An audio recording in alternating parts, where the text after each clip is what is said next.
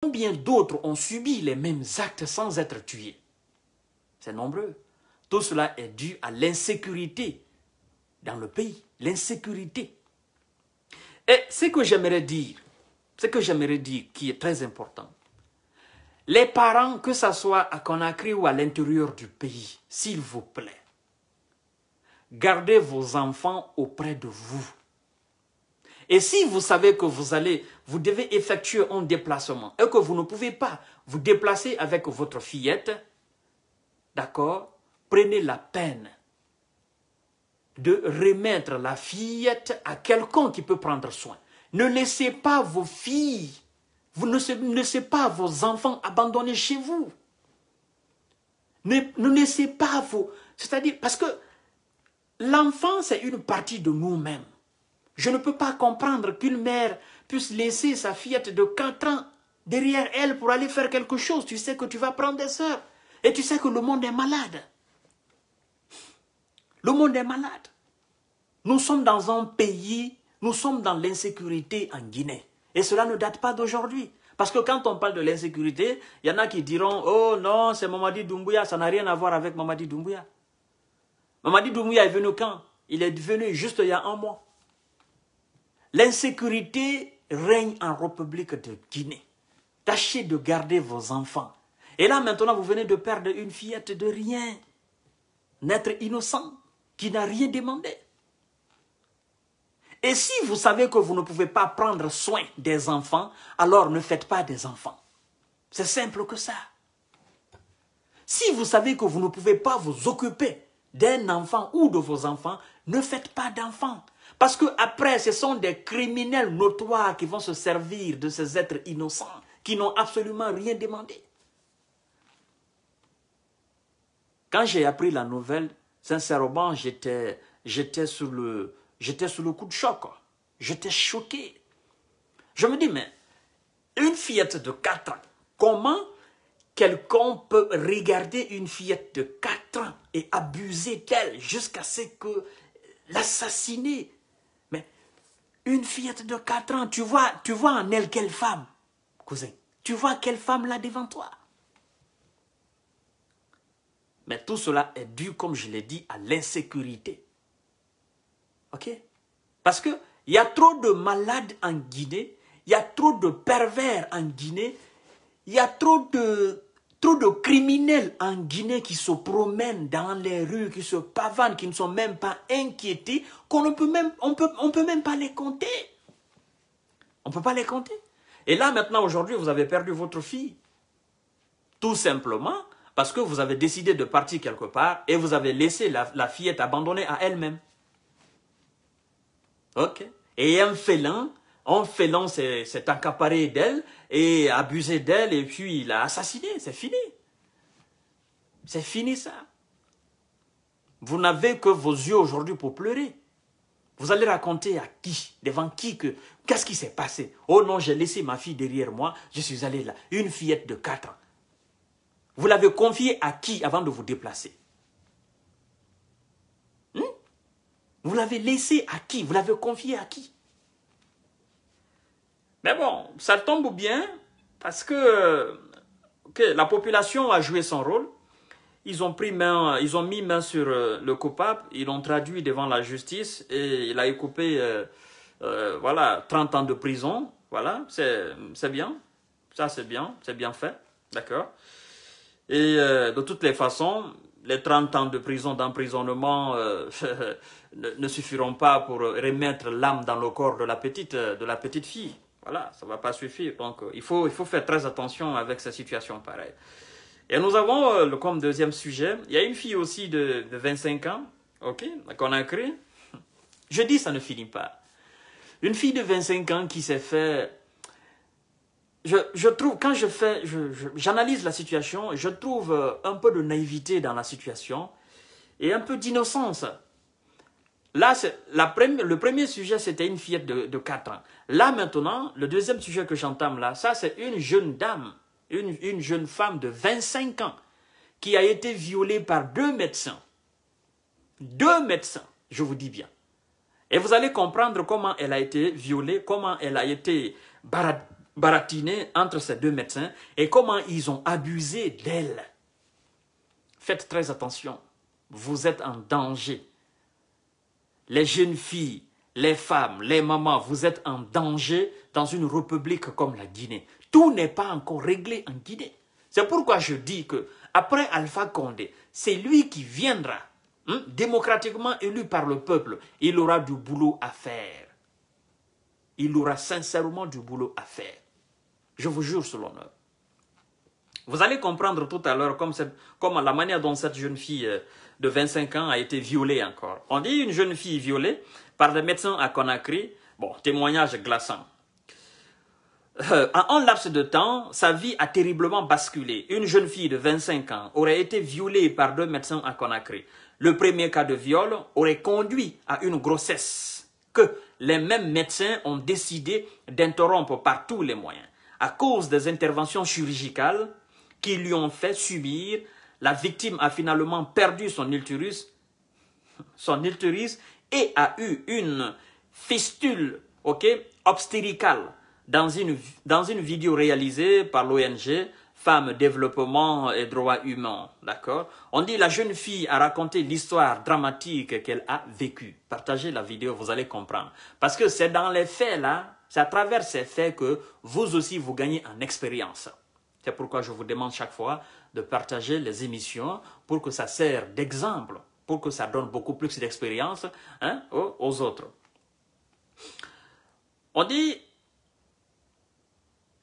Écoutez bien, c'est un problème de tension, d'accord? Une jeune fille de 25 ans qui a un problème de tension et qui l'a conduit dans une clinique privée, vous allez comprendre. On dit que c'est un problème de tension qui a conduit la jeune fille à l'hôpital. Elle s'est rendue dans une clinique privée située au quartier Anta, en haute banlieue de Conakry, qui est gérée par un médecin qu'elle connaît très bien. Selon ses explications, ce médecin lui avait fait plusieurs avances qu'elle a refusé. Il aurait profité donc de l'occasion qui s'est offerte à lui pour la droguer et la violer. Mademoiselle ou madame de 25 ans, vous êtes bien consciente que le médecin vous a fait des avances. Le médecin, en un mot, vous a dragué. Vous l'avez refusé. Et vous êtes tombé malade ou vous avez un problème de tension. Où est-ce que vous vous dirigez? Vous vous dirigez chez le même médecin. Et ignorant totalement que c'est lui qui vous a dragué, c'est lui qui vous a fait des avances. C'est la même personne qui gère cette clinique privée. Et puis, vous allez là-bas comme si de rien n'était. Certainement. Vous n'avez pas compris qu'il peut y avoir des choses très dramatiques. Parce que dans ce genre de situation, un médecin vous fait des avances ou quelqu'un... Tous les hommes ne sont pas égaux. Ok? Un homme vous fait des avances ou un homme vous drague ou vous refusez, il se dit de toutes les façons, je vais passer par tous les moyens ou par toutes les manières pour atteindre cette dame ou cette femme, cette jeune femme. D'accord? Et vous êtes tombé malade. Au lieu d'aller dans une autre clinique, vous allez chez le même médecin qui vous a dragué. Et écoutez bien ce qui a suivi. Écoutez très bien. Normalement, il y a des signes qui se sont présentés à elle. Elle devrait comprendre ces signes. Elle devrait s'appuyer sur ces signes et changer immédiatement de clinique, changer immédiatement de lieu de consultation. On y va, vous allez comprendre. Elle dit, quand je suis arrivé dans la clinique, j'ai trouvé qu'il y avait du monde là-bas. Quand Patrice, le médecin s'appelle Patrice, quand Patrice, médecin, m'a vu, il m'a dit d'aller dans la chambre où ils ont l'habitude de consulter les gens. Ça, c'est un premier signe. Mademoiselle, vous-même vous dites, quand je suis arrivé, il y avait un monde fou là. Et quand le médecin en question, M. Patrice, m'a vu, il m'a dit d'aller directement dans la chambre où ils ont l'habitude de faire les consultations. Et vous, normalement, vous devez comprendre. Je suis venu trouver du monde. Et comment on peut directement me dire d'aller dans une chambre? Qu'est-ce qui se passe? Oh non, c'est quelqu'un qui m'a dragué. Oh non, il veut faire quelque chose. Oh non, il veut me faire une faveur. Vous avez pensé à une faveur, certainement. Et vous vous êtes dit peut-être, ah non, comme il m'a dragué, je pense que je vais jouer sur ce sentiment, je vais essayer de faire ça vite et quitter. Certainement, c'est ce que vous vous êtes dit. Mais ce sont des signes qui ne trompent pas. Et quand vous êtes allé dans cette chambre, qu'est-ce qui s'est passé? Écoutez très bien, ce que vous allez entendre est glaçant, mesdames et messieurs. Partagez le live. Partagez. D'accord. Où ils ont l'habitude de consulter les gens. Je me suis rendu directement là-bas. Le médecin est venu me demander si j'ai pris le petit déjeuner. J'ai dit non, je n'ai rien pris d'abord. Il m'a laissé là-bas pour sortir. Quelques instants après, il est revenu avec du jus et une injection. Je lui ai dit que je ne prends du jus. Il m'a dit, si je ne prends pas ça, tu ne pourras pas prendre de médicaments. Vous comprenez? C'est là, je suis touché par ce qui s'est passé. Mais je trouve une forme de naïveté là-dedans. Parce que s'il faut être objectif, pour que les autres comprennent et pour qu'elles évitent dorénavant les mêmes situations, il faut être objectif, clean là-dedans, clair là-dedans. D'accord? Vous êtes venu voir un médecin qui vous a dragué, vous avez refusé. Et vous êtes venu trouver du monde là. Directement, le médecin, en vous voyant, vous recommande d'aller dans la chambre de consultation. Vous allez là-bas, le médecin, il vient vers vous, il vous dit, est-ce que vous avez mangé? Vous dites non. Est-ce que vous avez bu quelque chose? Vous avez dit non. Puis, le médecin retourne. Et après un instant, le médecin réapparaît devant vous avec une injection et du jus. Et le médecin vous demande de boire du jus. Vous dites au médecin que je ne veux pas boire du jus. Est-ce que vous avez eu le réflexe, mademoiselle, est-ce que vous avez eu le réflexe de consulter la boîte du jus ou la bouteille que le médecin vous a envoyée? On vous a toujours dit, quand quelqu'un vous offre des boissons comme ça, là, certainement, elle n'a pas réfléchi à cela, certainement. Quelqu'un vous donne une bouteille ouverte et puis vous buvez, ben, écoutez, ou tout se passe en Guinée. Hein? Le médecin peut aller acheter une bouteille de Fanta, et il ouvre, il met voilà, un médicament là-dedans, ou une drogue là-dedans, ou une injection là-dedans, puis il referme, il fait comme si la boîte n'avait jamais été ouverte. D'accord? Il vient et vous donne. Mais vous insistez, vous dites que vous ne prenez pas du jus. D'accord? Et vous dites que vous avez un problème de tension. Vous êtes venu. Mais il faut réfléchir à tout cela. La première chose que le médecin vous fait, il vous donne automatiquement du jus. Il sort, il amène du jus et une injection. Alors ça, ce sont des signes qui ne trompent pas. Premier signe, il vous a dit directement d'aller, vous n'avez pas compris. Deuxième, il est venu, il vous a demandé. Troisième, il est venu avec une bouteille de jus et une injection. Vous n'avez rien compris là encore. Alors nous allons continuer, mesdames et messieurs. Vous allez comprendre ce qui s'est passé à la suite. C'est vraiment terrible. Elle dit, j'ai alors pris un peu de jus. C'est ce que la jeune femme dit. J'ai alors pris un peu de jus. Après, il m'a injecté. Après avoir pris l'injection, j'ai perdu connaissance. Voilà. Est-ce que le médecin vous a forcé de prendre du jus? Vous dites, vous ne prenez pas du jus. Il vous dit, si vous ne prenez pas du jus, vous ne pouvez pas prendre du médicament. Mais on ne vous a même pas consulté d'abord. Comment vous pouvez donner médicament à quelqu'un que vous n'avez pas consulté d'abord? Vous n'avez même pas fait d'abord le diagnostic. Vous voulez directement donner un médicament ou de l'injection à quelqu'un. Ça, c'est quel médecin, ça? Ça, c'est quel médecin? Hein? Vous n'avez même pas consulté, vous n'avez pas pris la peine d'abord de consulter quelqu'un. Est-ce que la question que je pose, est-ce que c'est la première fois que cette jeune dame se rende dans une clinique ou dans un hôpital? Est-ce que c'est la première fois? C'est la question que je me pose. Parce que normalement, même si c'est notre première fois, nous allons à l'hôpital ou nous allons dans une clinique privée, d'accord? Ben, la première fois, le médecin te demande, qu'est-ce qui ne va pas? Vous souffrez de quoi? Il fait le diagnostic. Le médecin ne va pas venir directement m'injecter quelque chose ou me tendre une bouteille une canette de Fanta ou une canette de Coca ou une bouteille de Coca. Non.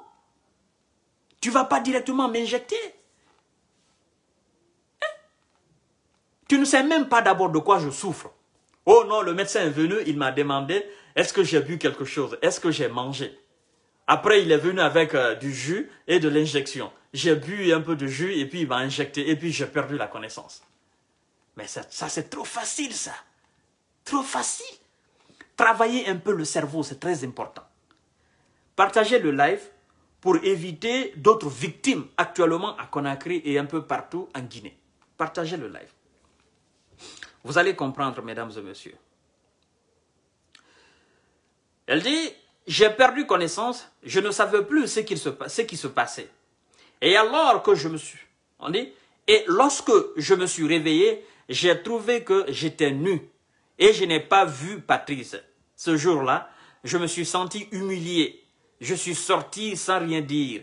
Je suis rentré chez moi tellement que j'avais honte. Je n'ai pas expliqué à mes parents ce qui m'est arrivé. C'est là la naïveté totale.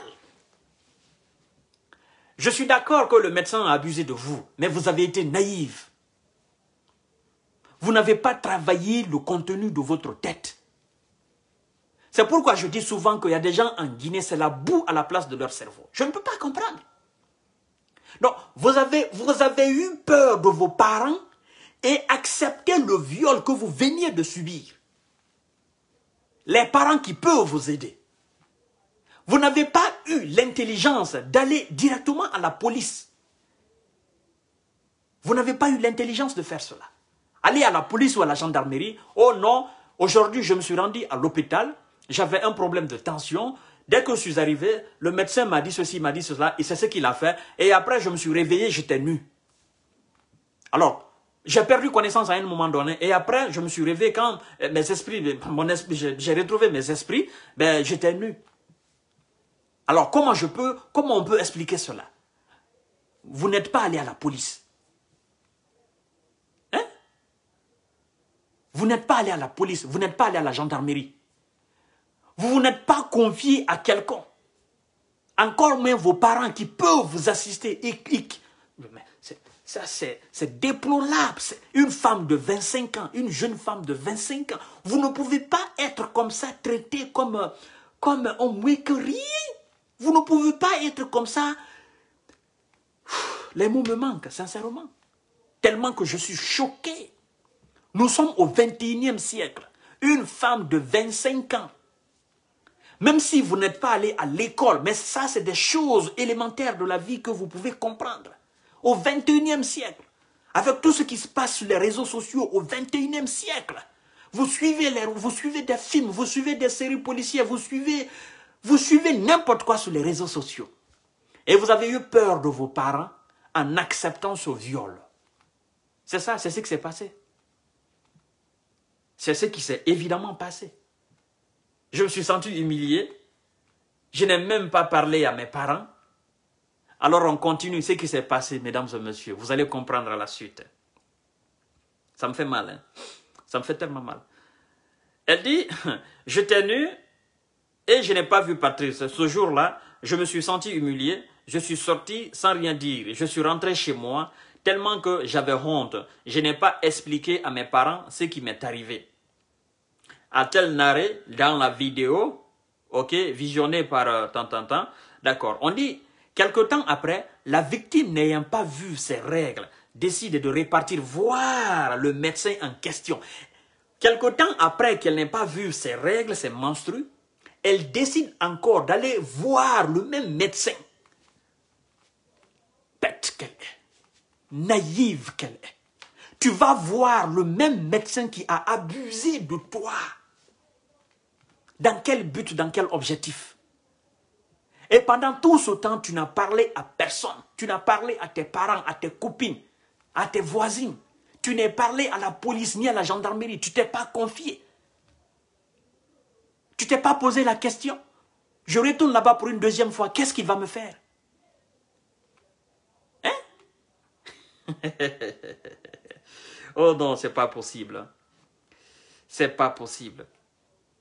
N'ayant pas vu ses règles, décide de repartir voir le médecin en question. Ce dernier lui fait un test de grossesse et lui dit que le résultat est négatif. Bien évidemment, le même Patrice Lefebvre fait un test et dit que le résultat est négatif. Mais quelques jours plus tard, elle commence à ressentir des douleurs et retourne voir encore le même médecin, Patrice. Cette fois-ci, Patrice lui dit qu'elle est effectivement enceinte. Ne voulant pas porter une grossesse issue d'un viol, la jeune fille s'entend avec son violeur pour avorter. Vous comprenez? Patrice dit, eh ben, écoute, tu es enceinte, ben, qu'est-ce qu'on va faire? La jeune femme, bon, elle dit de 25 ans, elle dit je ne veux pas porter de grossesse, et puis les deux s'entendent. Donc, elle savait maintenant que c'est Patrice qui avait abusé d'elle. Elle savait maintenant que c'est Patrice qui avait couché avec elle, indépendamment de sa volonté. Et elle savait que c'est Patrice qui était le père de l'enfant qu'elle portait dans son ventre. Et donc, elle décide, ben, nous allons avorter. Et oui, nous allons avorter. Tu dis à ton violeur d'avorter l'enfant qui est dans ton ventre. Toi-même, tu es une criminelle. Bien sûr, tu es une criminelle. On doit te poursuivre pour ça. Bien évidemment. Tu as été violée par un médecin. Tombée enceinte. Tu viens vers le même médecin pour violer l'enfant qui est dans ton ventre. Tu n'es pas là la police. Tu n'es pas là la gendarmerie. Tout ça parce que tu as honte, tu as peur de tes parents. Qu'est-ce que tu pensais? Qu'est-ce que tu pensais? C'est là je dis que tu as été naïve, mademoiselle. Tu as été naïve. On y va. On dit le même médecin cette fois-ci, Patrice lui dit qu'elle est effectivement enceinte, ne voulant pas porter une grossesse issue d'un viol. La jeune fille s'entend avec son violeur pour avorter. À la demande du médecin, ils vont dans une autre clinique située à Koza pour faire l'avortement. Le médecin la trimballe derrière lui pour l'envoyer dans une autre clinique à Koza pour faire l'avortement. Écoutez très bien ce qui va suivre. C'est digne d'un film qui sort tout droit de Hollywood. Quand je suis arrivé dans cette clinique, Patrice m'a fait entrer dans une salle et m'a fait coucher. Il a dit que... je ne peux pas vous lire. C'est-à-dire, c'est déshonorant, quoi. Cette jeune femme-là, je ne sais pas, elle vient de quelle planète? Elle est née où? Je ne peux pas comprendre qu'au XXIe siècle, ça t'arrive. 25 ans. Est-ce que tu as toutes tes facultés humaines? Est-ce que ce n'est pas quelqu'un qui est en quelque part une déréglée, quoi? Une débile léger? Sincèrement, ça me fait mal à le dire, mais c'est la vérité. Ok. M'a fait coucher. Il m'a dit que, bon, ça, je ne vais pas dire ça directement, mais je vais utiliser un terme beaucoup plus respectueux. Il m'a dit que mon appareil génital est très petit. Donc, il s'est couché sur moi, ce jour-là encore, pour me violer. Ensuite, il a introduit des instruments qui devaient servir à faire l'avortement. Patrice dit à la jeune fille, ton appareil génital est petit. Donc, le même Patrice se couche sur la même jeune fille, parce que c'est ce qu'elle dit. Il s'est couché sur moi, il m'a encore violé. Non, ça, c'est pas un viol maintenant, mademoiselle. Ça, c'est pas un viol. Patrice t'a violé pour une première fois. Il t'a endormi, il t'a violé. Tu es tombée enceinte. Et là, maintenant, tu n'étais pas endormi. Hein? Il t'a pas injecté une dose de drogue ou quoi que ce soit. Tu n'étais pas sous le coup d'un médicament. D'accord? Et là, tu as accepté, Patrice est monté sur toi en te disant que ton appareil génital est petit. Et tu as accouché, tu as encaissé ces viols. Et puis, il fait entrer des instruments dans ton appareil génital pour avorter l'enfant. Vous allez écouter, vous allez comprendre, mesdames et messieurs. Ça me casse, ça me tue. Ensuite, il a introduit des instruments qui devaient servir à faire l'avortement dans mon appareil génital. J'ai aussitôt crié parce que ça me faisait très mal. Lorsqu'il a entendu des gens demander qu'est-ce qui se passait, il m'a tapé. Patrice, t'as tapé. D'accord? Tu n'as pas crié au scandale là. Patrice t'a tapé. Parce que Patrice a entendu des gens demander qu'est-ce qui se passait. Et tu es resté bouche bée. Bon sang de Dieu. Qu'il passait, il m'a tapé. je suis descendu directement du lit. Et j'ai dit que je ne peux pas faire ça. Il m'a alors remis 100 000 francs et m'a dit d'aller voir son ami médecin qui s'appelle Célestin pour lui dire de m'aider à avorter. Mais sans dire son nom, il a dit que si je le dénonce, il va dire que je suis sa copine et qu'on sortait ensemble depuis longtemps. Bien évidemment, Patrice est fou ou pas? Il est fou ou quoi pour dire qu'il t'a violé? Et toi-même, tu as accepté d'être sa copine à la fin du film. C'est un film qui est là. Bien sûr. Patrice peut dire à n'importe qui, ok, que tu es sa copine et la personne peut avaler. Ta tête, ça ne fonctionne pas. Malheureusement pour elle, cet autre médecin qui devait l'aider à avorter abuse aussi d'elle dans sa clinique. Oh bon sang de Dieu. Ma Guinée, qu'est-ce qui se passe? Patrice t'a remis 100 000, tu as pris les 100 000. Tu es allé dans une autre clinique où gère l'ami de Patrice qui s'appelle Célestin. Et arrivé là-bas, Célestin aussi a abusé de toi. Célestin aussi t'a violé. C'est ça? Hein? Ça, c'est une histoire digne d'un film qui sort tout droit de, je sais pas, de Hollywood ou quoi. Mais c'est un film vraiment qu'il faut revoir encore. C'est pas possible. C'est pas possible. Devait l'aider à avorter, abuse aussi d'elle dans sa clinique. Elle rentre chez elle, choquée et complètement perdue. Le même jour, son premier violeur l'appelle au téléphone et lui demande de revenir dans sa clinique. Et dans sa clinique pour faire l'avortement. Décidée à se débarrasser de cette grossesse non désirée, elle répare le lendemain matin à la clinique de Patrice. Après plusieurs tentatives d'avortement forcé sans succès et qui ont beaucoup affaibli la jeune fille, les deux médecins, Patrice et Célestin, décident de passer par une césarienne. Patrice t'a enceinté. Et Patrice t'a envoyé dans une autre clinique. Il t'a violé là-bas. Il t'a balancé chez un de ses amis. À un de ses amis, celui-ci aussi t'a violé. D'accord? Tu as couché aussi avec ce dernier. Et le même Patrice t'appelle au téléphone, tu décroches le téléphone.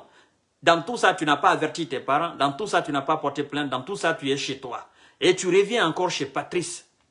Les deux personnes, les deux pseudo-médecins s'entendent pour te faire une césarienne. On y va. Après plusieurs tentatives d'avortement forcé, voilà, Patrice et Célestin décident de passer par une césarienne.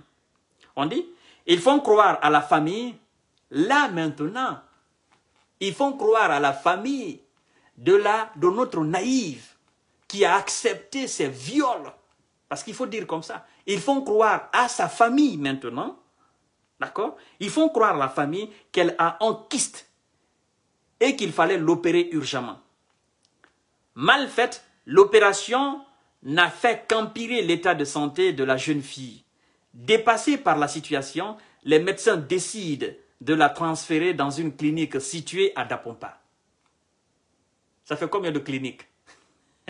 Là, je vais revenir sur le cas de ces cliniques-là. Dans une clinique à Dapompa, première clinique chez Patrice, deuxième clinique chez Célestin.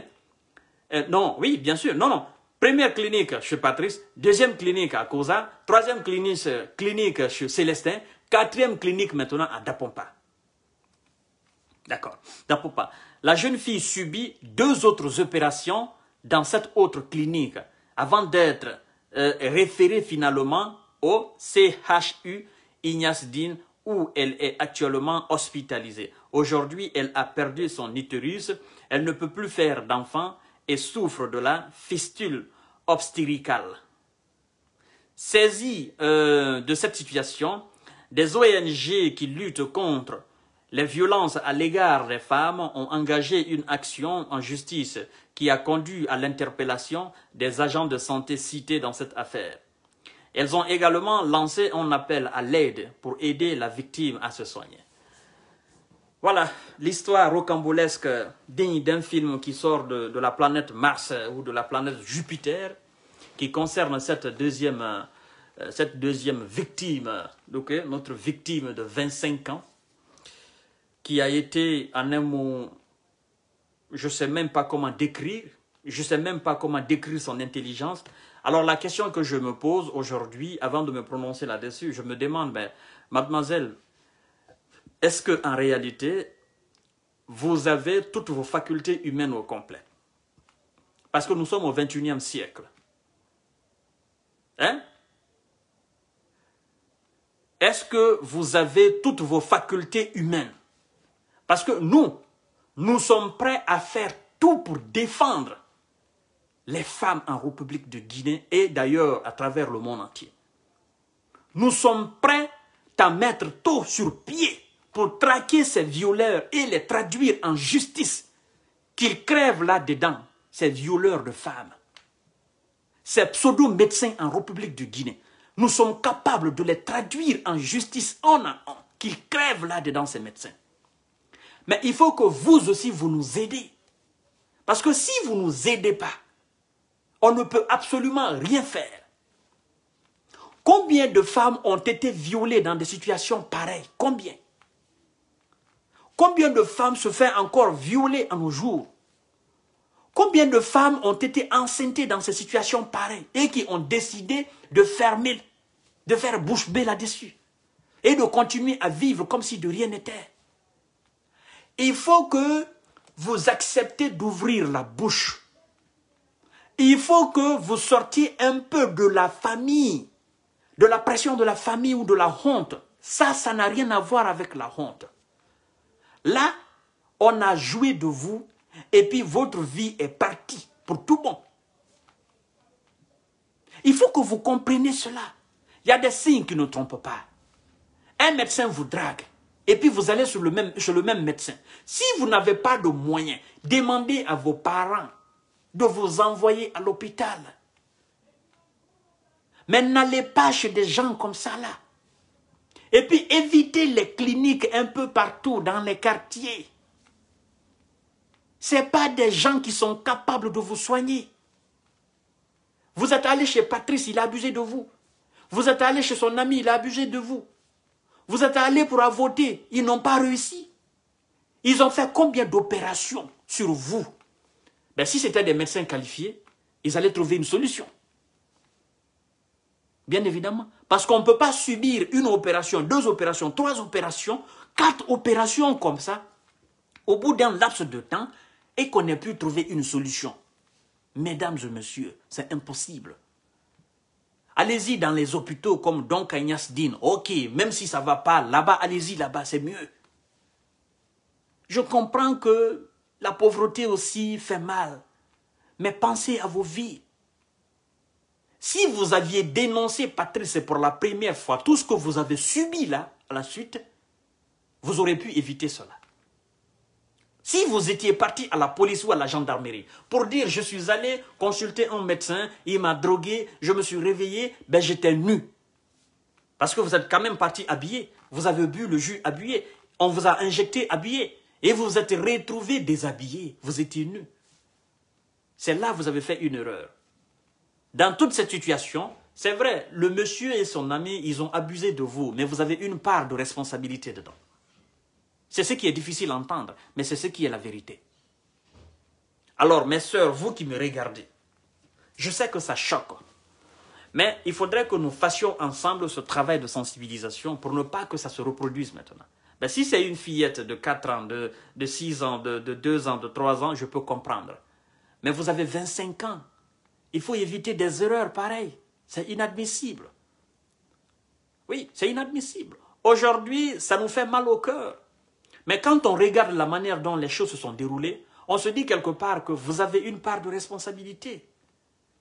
Évitez la honte dans ces situations-là. Parce que vous avez préféré ne pas avoir honte dans la situation et mettre votre vie en danger. C'est ce qui est mauvais dans l'affaire. Bien sûr. Et puis la même personne vous donne 100 000, vous prenez. Et il vous envoie chez un autre médecin, vous allez là-bas. Et puis vous vous permettez de revenir chez le même médecin. Dans quel but? Pour avorter? Ça me fait très mal d'entendre ces histoires pareilles là. Et ça se passe chez moi en Guinée. Bien évidemment. Ce sont les Guinéens qui abusent de leurs sœurs guinéennes. C'est ce qui est marrant dans l'affaire. Vous voulez quelle dignité dans l'affaire? Après, c'est pour dire que ce sont des médecins. Après, c'est les mêmes médecins, les mêmes pseudo-médecins qui crient « Oh non, il faut que les vieux laissent place aux jeunes. » Comment les vieux peuvent laisser des places à des jeunes médecins comme ça, à des jeunes félins? Comment? C'est impossible. Voyez-vous, ce qui se passe en médecine, c'est ce qui se passe dans l'administration, dans tous les domaines, en justice. Les jeunes sont plus corrompus que les vieux en République de Guinée. Les jeunes sont plus malhonnêtes que les vieux en République de Guinée.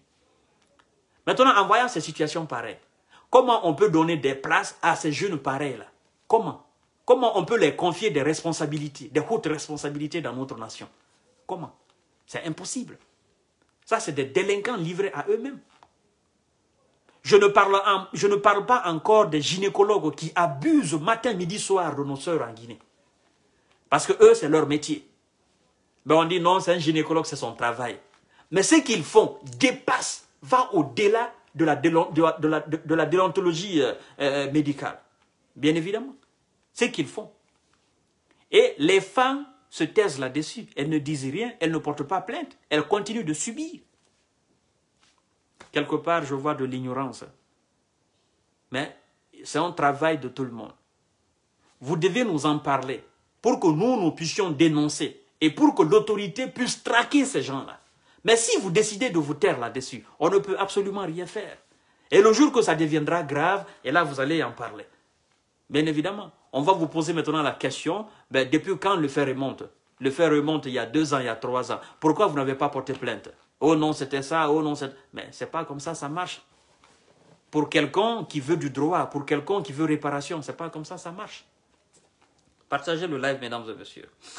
Alors, nous allons nous prononcer sur cette affaire des généraux parce qu'il y en a qui font ça un scandale. Oh non, écoutez, tous les généraux qui ont trahi Alpha Condé, ils vont à la retraite, c'est la récompense, ils ont trahi Alpha Condé. Écoutez les amis, je vous ai dit, évitez des amalgames, ça ne sert à rien.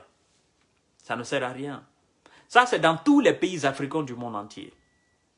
Quand les militaires font un coup d'État, où il y a changement de régime, il y a toujours des officiers de l'armée qui sont envoyés à la retraite. Ça, c'est dans tous les pays. Côte d'Ivoire, la Guinée, Sénégal, un peu partout. Cameroun, au Congo, il y a des généraux qui partent toujours à la retraite. Le cas de la Guinée ne fait pas exception. Alors, ce que je voudrais vous dire, c'est que ce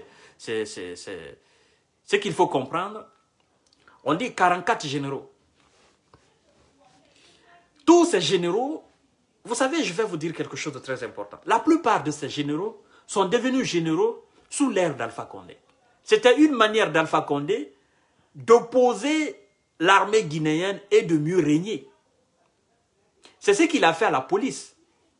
Vous savez, à un moment donné, ça n'allait pas entre Alpha Condé et Bafoué. Et Fabou était le chouchou d'Alpha Condé.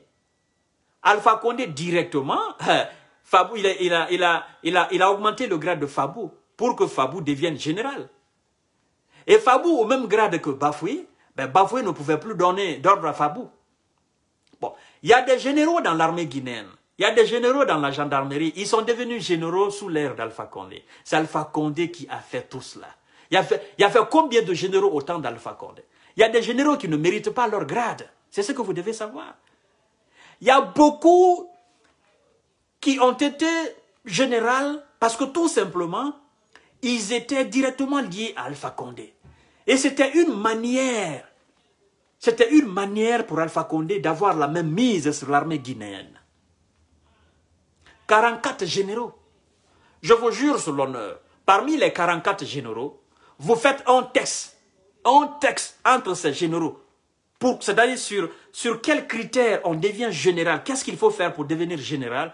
Parmi les 44, je ne pense pas s'il y a 2 ou 3 qui vont réussir le texte. C'était des grades de récompense, des grades de division. Et c'est ce que la personne la mieux placée pour comprendre cela, c'est la personne qui les a mis en retraite là. Le colonel Mamadi Doumbouya. Il sait comment Alpha distribuait les grades. Il sait comment ça se faisait. Et je vais vous dire quelque chose, on va me taxer encore d'ethno. De toute façon, on ne peut pas me taxer d'ethno parce que de toutes les façons, moi, je suis ce que je suis. Et regardez les 44 généraux là. Il y a combien de généraux Peul? Il y a combien? Parmi les 44 qui sont allés à la retraite, il y a combien qui sont Peul? Vous allez compter du bout du doigt. Ou peut-être un ou deux. D'accord? Les autres, ils sont issus d'où? C'est une première question que moi je pose. Et parmi tous les officiers qui ont reçu les grades de général en République de Guinée, il y avait combien de général Peul là-dedans? Je vais vous dire, moi je suis terre à terre. Hein? Je suis terre à terre. Parce qu'après, il y a des gens qui me posent la question, ah, M. Kanté, mais on ne comprend pas. Mamadi Doumbouya a décidé d'envoyer tous ces généraux à la retraite, mais parmi ces généraux, il y a moins de Peul général. Je dis, ok, c'est là que vous allez commencer à comprendre. Pour se poser la question de savoir, il y a combien de généraux, il faut se poser la question de savoir, il y avait combien de généraux Peul, combien de généraux issus de l'ethnie Peul en Guinée au temps d'Alpha Condé. Il y en avait combien? Évidemment. Il y en avait combien? Hein? Tous ceux qui sont là, aux généraux, issus, les généraux à la retraite, là, ben, posez-vous la question au temps d'Alpha Condé, entre 2010 et 2020-2021. Alpha Condé a donné le grade de général à combien d'officiers issus de l'ethnie Peul en République de Guinée? Et je repose encore la même question. Parmi les officiers qui ont été emprisonnés par Alpha Condé, il y a eu combien d'officiers issus de l'ethnie Peul en République de Guinée? Ils sont nombreux plus en prison que dehors. C'est la vérité, je vous dis. C'est pas de tenir un discours divisionniste ou quoi que ce soit. Mais c'est ce que Mamadi Doumbouya a compris. C'est là. Tous ceux qui sont aujourd'hui généraux, mais ils ne méritent pas. Hein. C'est pas parce qu'ils ont trahi Alpha Condé, ils ne méritent pas. Ceux qui sont allés à la retraite, là, la plupart d'entre eux ne méritent pas. La politique d'Alpha Condé était de finir avec les officiers issus de cette ethnie-là. C'est ce que je vous dis depuis il y a longtemps, vous ne comprenez pas. Ce n'est pas parce qu'il n'y a pas d'officiers issus de cette ethnie dans l'armée guinéenne. Il y en a plein. Il y a des colonels, il y en a plein. Mais M. Alpha Condé ne voulait pas les voir. C'est ça la vérité crue. Il ne voulait pas les voir. Il ne voulait pas que ces gens-là montent en grade de général. C'est pourquoi il les tapait chaque fois là-dessus. Chaque fois là-dessus. Il y avait chaque fois un coup, on les traduisait en justice. Chaque fois un coup, on les amenait. Les officiers là, chaque fois. C'est pourquoi il y a moins de généraux issus de cette ethnie parmi ces généraux qui sont allés à la retraite. C'est la vérité.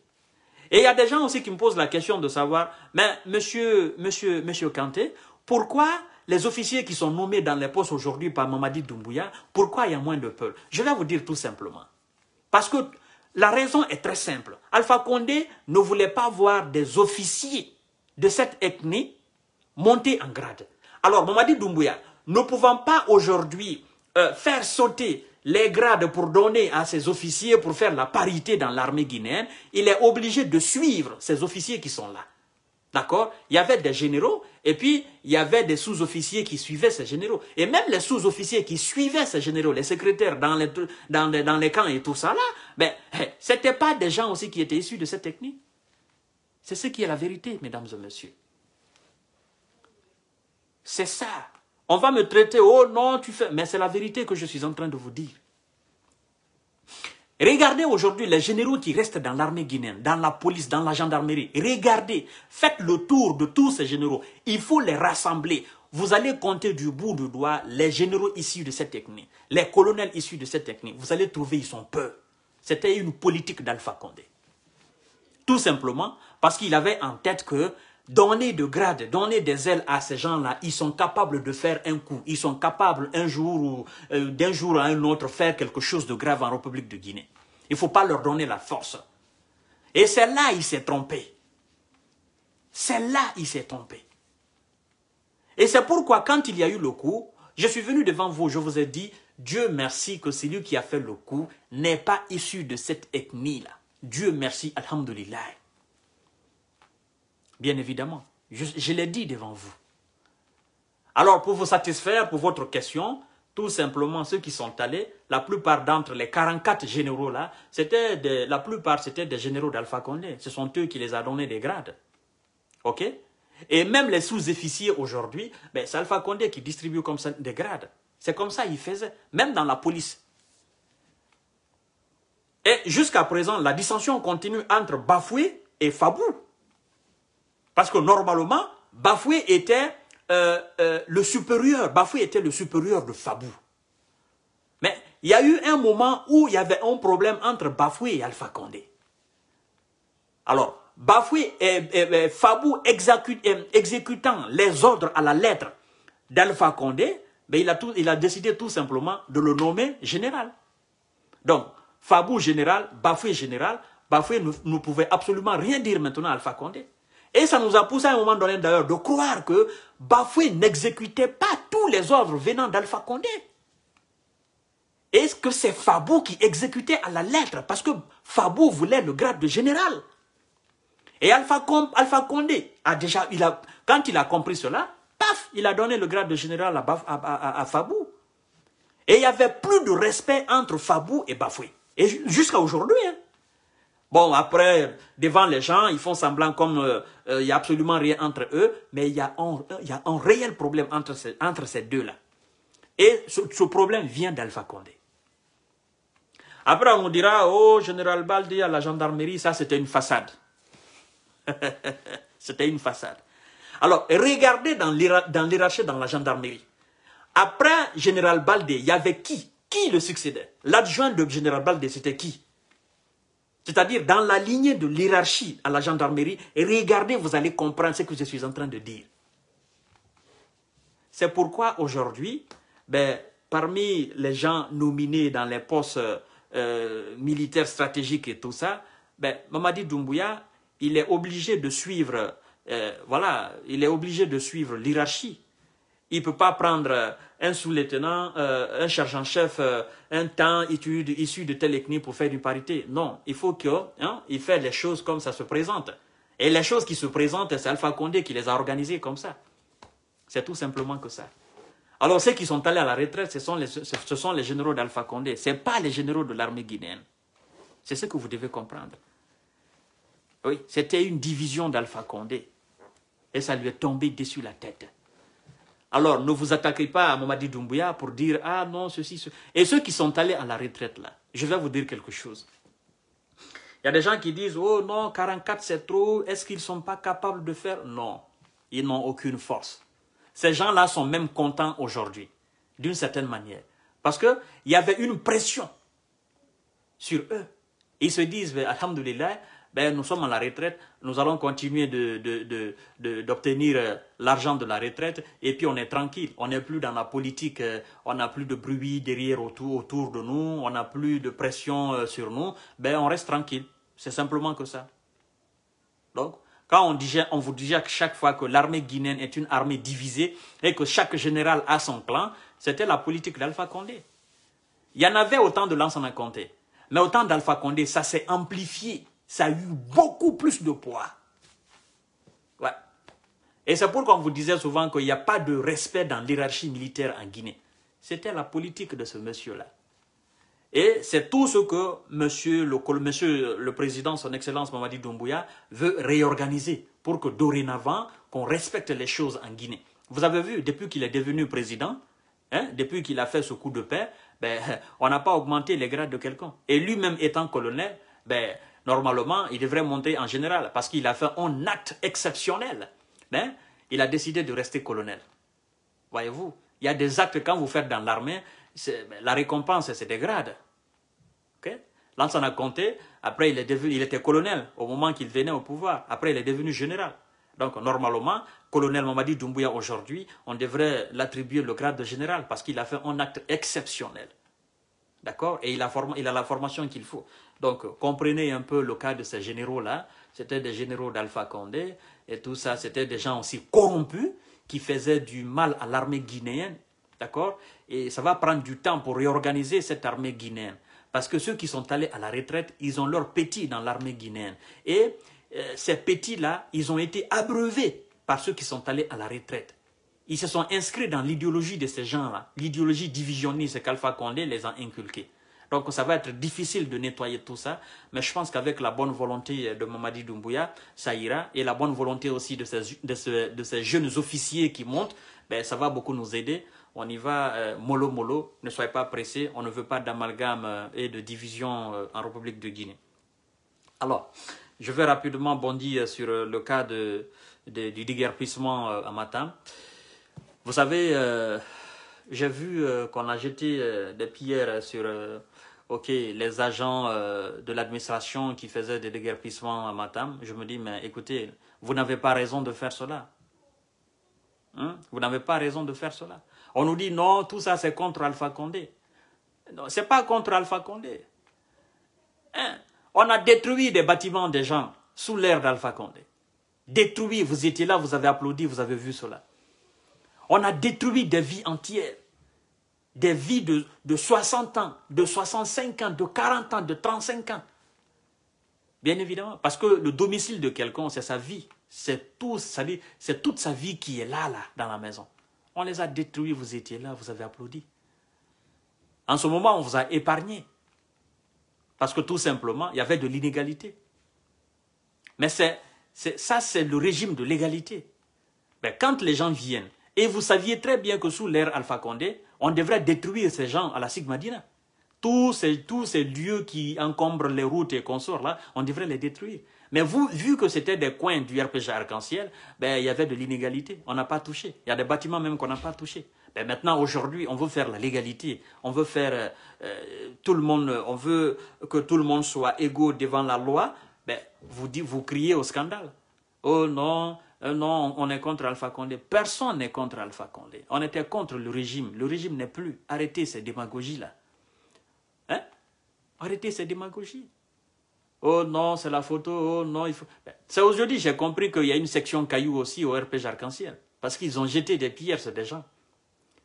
Dans le passé récent, vous accusez les militants de l'ANA de l'UFDG, ben ce sont ces sections cailloux qui est là. Mais nous aussi, on commence à constater qu'il y a une section cailloux.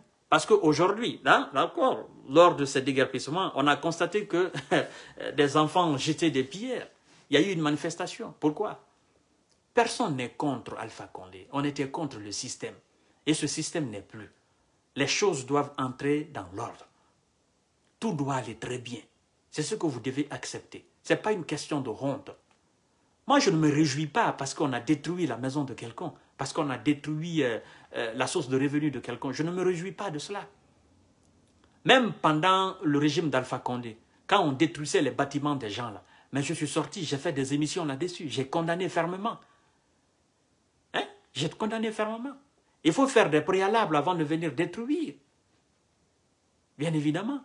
Les maisons qu'on a détruites là au temps d'Alpha Condé, ben, le ministère de l'Habitat, c'est le même ministère de l'Habitat qui livrait les papiers, qui vendait les coins aux gens.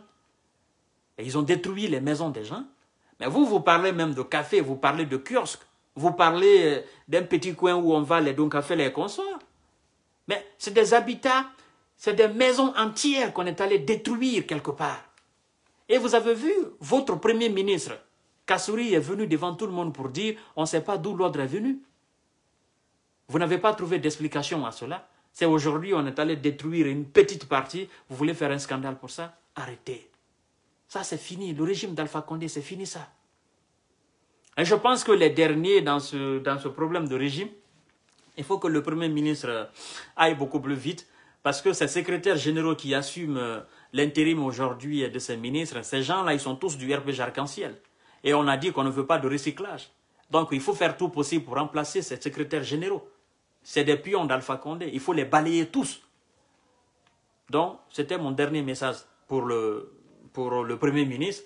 Il faut aller plus vite. Parce que ces gens-là, ils sont aux ordres de ces ministres qui sont déchus aujourd'hui. Et ils communiquent entre eux. Ils communiquent. Ils reçoivent des ordres. Les Kassouri et consorts, là, le secrétaire général de la primature, tout ça, tous ces ministres, leurs secrétaires généraux qui sont aujourd'hui, qui remplacent aujourd'hui les ministres, là. Mais ils communiquent avec les anciens ministres d'Alpha Condé. Donc, M. Mohamed Beyavogui, il faut aller plus vite, on veut voir des nouvelles têtes, et puis on veut se débarrasser systématiquement de ce système d'Alpha Condé, et pour qu'on puisse avancer rapidement, quoi. Donc, sur ce, je vous dis bonsoir. les amis.